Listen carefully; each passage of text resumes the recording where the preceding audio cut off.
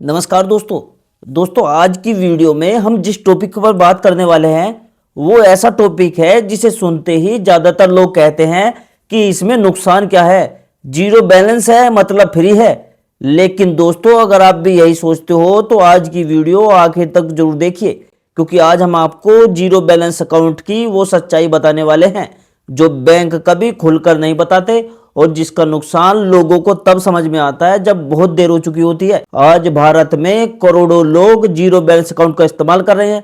किसी का जनधन अकाउंट है, किसी का बेसिक सेविंग अकाउंट है, किसी का स्टूडेंट जीरो बैलेंस अकाउंट है।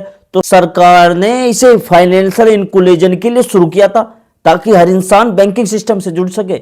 लेकिन समय के साथ साथ ये अकाउंट आम लोगों के लिए फायदे से ज्यादा नुकसान देने लगा है। और सबसे बड़ी समस्या यह है कि लोगों को लगता है कि मेरे साथ तो ऐसा नहीं होगा, लेकिन जैसे जैसे रूल सख्त हो रहे हैं वैसे वैसे जीरो बैलेंस अकाउंट वालों की परेशानी बढ़ती जा रही है। सबसे पहले समझते हैं कि जीरो बैलेंस अकाउंट होता क्या है। देखो, जीरो बैलेंस अकाउंट का मतलब ये नहीं है कि इस अकाउंट में कोई रूल नहीं है। इसका मतलब सिर्फ इतना है कि आपको मिनिमम बैलेंस मेंटेन नहीं करना पड़ता, लेकिन इसके बदले बैंक आपको कई ऐसी लिमिटेशन देता है जिनका असर आपकी रोजमर्रा की बैंकिंग, फ्यूचर प्लानिंग और लोन एलिजिबिलिटी और यहां तक कि गवर्नमेंट बेनिफिट पर भी पड़ता है। और यहीं से असली खेल शुरू होता है। अब पहला और सबसे बड़ा नुकसान है ट्रांजैक्शन लिमिट का ट्रैप। देखो, बहुत कम लोग जानते हैं कि जीरो बैलेंस अकाउंट में मंथली और ईयरली ट्रांजैक्शन लिमिट होती है। आप महीने में कितनी बार पैसा जमा कर सकते हैं, कितनी बार निकाल सकते हैं और कितना मैक्सिमम अमाउंट ट्रांजैक्शन कर सकते हैं, ये सब इसमें पहले से तय होता है। जैसे ही आप इस लिमिट को क्रॉस करोगे बैंक या तो चार्ज काटना शुरू कर देगा या आपका अकाउंट साइलेंट तरीके से रिस्ट्रिक्ट कर देता है। कई लोगों का यूपीआई अचानक बंद हो जाता है, एटीएम से पैसे नहीं निकलते और उन्हें समझ ही नहीं आता कि हुआ क्या। दूसरा बड़ा नुकसान है एटीएम कार्ड और एसएमएस चार्ज। ज्यादातर लोग सोचते हैं कि जीरो बैलेंस अकाउंट में सब कुछ फ्री है, लेकिन रियलिटी यह है कि इसमें एटीएम कार्ड का चार्ज लगता है, एसएमएस अलर्ट का चार्ज कटता है, कभी कभी तो डेबिट कार्ड रिप्लेसमेंट पर भी पैसे कटते हैं। इसमें खास बात यह है कि जब आपके अकाउंट में बैलेंस कम होगा तब भी ये चार्ज अकाउंट को नेगेटिव में ले जाते हैं। बाद में जैसे ही पैसे आते हैं पहले चार्जेस कटते हैं और आपको लगता है कि पैसे कम क्यों आए, क्योंकि वहां पर खाता आपका माइनस हो जाएगा और माइनस होगा तो मतलब आपके पैसे पहले वे कटेंगे जो माइनस हुए थे। ठीक है, तो इस बात का ये सबसे बड़ा नुकसान है। इसमें तीसरा और बेहद खतरनाक नुकसान है इसका, केवाईसी इनकम्प्लीट होने पर अकाउंट फ्रीज। बहुत से zero balance account minimum KYC पर खोले जाते हैं। शुरुआत में सब ठीक चलेगा, लेकिन आरबीआई के नियमों के अनुसार अगर समय पर फुल केवाईसी अपडेट नहीं हुई तो अकाउंट फ्रीज कर दिया जाता है। इसमें फ्रीज का मतलब सिर्फ डेबिट बंद नहीं होता, कई केस में क्रेडिट भी बंद हो जाता है। यानी पैसे डाल तो सकते हो लेकिन निकाल नहीं सकते। अब बात करते हैं इसमें चौथे नुकसान की, जो फ्यूचर को सीधे इंपैक्ट करता है, लोन और क्रेडिट कार्ड रिजेक्शन। बैंक देखो, जब भी आपको पर्सनल लोन, होम लोन या क्रेडिट कार्ड देना चाहता है तो वो आपके अकाउंट बिहेवियर को देखता है। जीरो बैलेंस अकाउंट में अगर ज्यादा ट्रांजेक्शन नहीं हुआ, एवरेज बैलेंस बहुत कम है, और कई लोगों को ये बात तब पता चलती है जब सैलरी, पेंशन या गवर्नमेंट बेनिफिट अकाउंट में पैसा फंस जाता है, तो आपको लो वैल्यू कस्टमर मान लेता है बैंक। इसका फिर सीधा असर आपकी क्रेडिट प्रोफाइल पर पड़ता है, भले ही आपका सिविल स्कोर ठीक हो। जीरो बैलेंस अकाउंट में अगर आपकी एफडी है और इन्वेस्टमेंट है तो इनमें भी दिक्कतें आती है। बहुत लोग सोचते हैं कि जीरो बैलेंस अकाउंट में एफडी करवा लेंगे, लेकिन कई bank zero balance account holder को लिमिटेड एफडी ऑप्शन देते हैं। इंटरेस्ट रेट वही होता है, लेकिन auto renewal, overdraft, engaged FD, instant FD break जैसी सुविधाएं नहीं मिलती।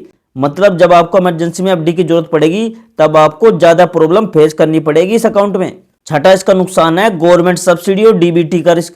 जनधन और जीरो बैलेंस अकाउंट का सबसे बड़ा फायदा गवर्नमेंट स्कीम से जुड़ा माना जाता है, लेकिन अगर आपका अकाउंट इनएक्टिव है, केवाईसी इनकम्प्लीट है या लॉन्ग टाइम तक ट्रांजेक्शन नहीं हुआ तो डीबीटी यानी डायरेक्ट बेनिफिट ट्रांसफर फेल हो सकता है।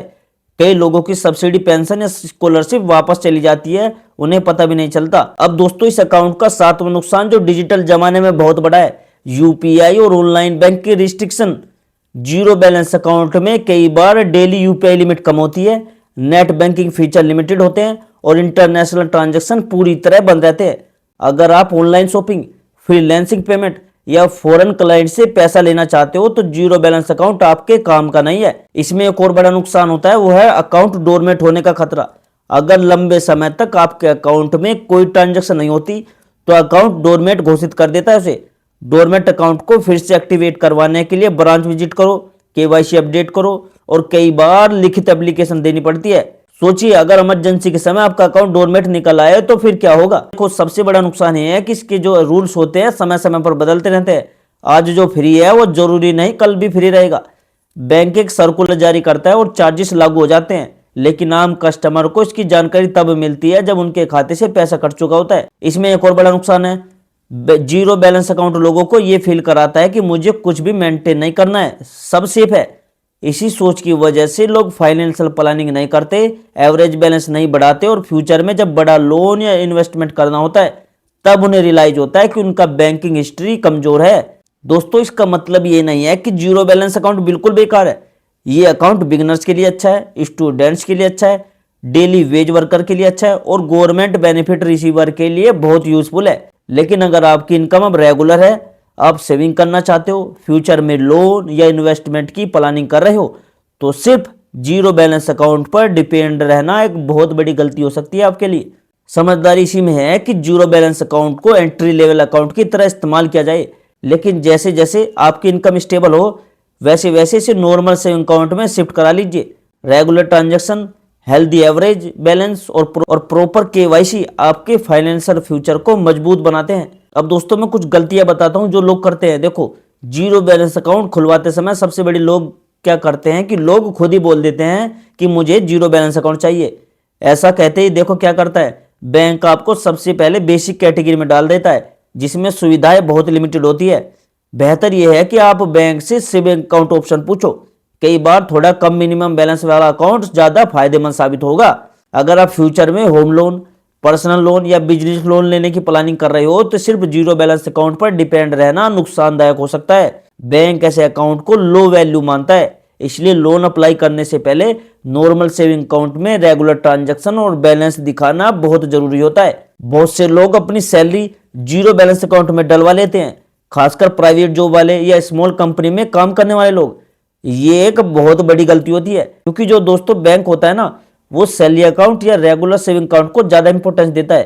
दोस्तों जीरो बैलेंस अकाउंट में सैलरी क्रेडिट होने से आपकी बैंकिंग प्रोफाइल मजबूत नहीं बनती, ठीक है, इस बात का ध्यान रखना। अगर आप फैमिली के साथ ज्वाइंट अकाउंट खोलने की सोच रहे हो तो जीरो बैलेंस अकाउंट सही ऑप्शन नहीं होता। ज्वाइंट होल्डर जुड़ते ही एक्स्ट्रा केवाईसी, ज्यादा रिस्ट्रिक्शन और कभी कभी चार्जेस भी लग जाते हैं इसमें, जिससे बाद में परेशानी बढ़ जाती है। जीरो बैलेंस अकाउंट में एटीएम से फ्री कैश विड्रॉ की लिमिट होती है, जिसे बैंक बिना ज्यादा नोटिस दिए भी कम भी कर सकता है। जैसे ही आप लिमिट क्रॉस करोगे तो हर ट्रांजैक्शन पर आपके पैसे कटने शुरू हो जाते हैं और लोग समझ नहीं पाते कि मेरे खाते से पैसे क्यों कट रहे हैं। चेकबुक वालों की बात करें तो कई जीरो बैलेंस अकाउंट में चेकबुक या तो मिलती ही नहीं है या बहुत लिमिटेड मिलती है। अगर किसी इमरजेंसी में चेक से पेमेंट करनी पड़े तो ब्रांच के चक्कर लगाने पड़ सकते हैं आपको, जो काफी टाइम कंज्यूमिंग होता है। अब दोस्तों आखिरी बात जो मैं आपको बोनस टिप के तौर पर देना चाहता हूं, देखो दोस्तों अगर आपके पास जीरो बैलेंस अकाउंट है तो महीने में कम से कम 2 से 3 ट्रांजैक्शन उसमें जरूर करिए। केवाईसी कंप्लीट रखिए, अगर उसके मैसेज आए तो जरूर उसे पूरा कराइए।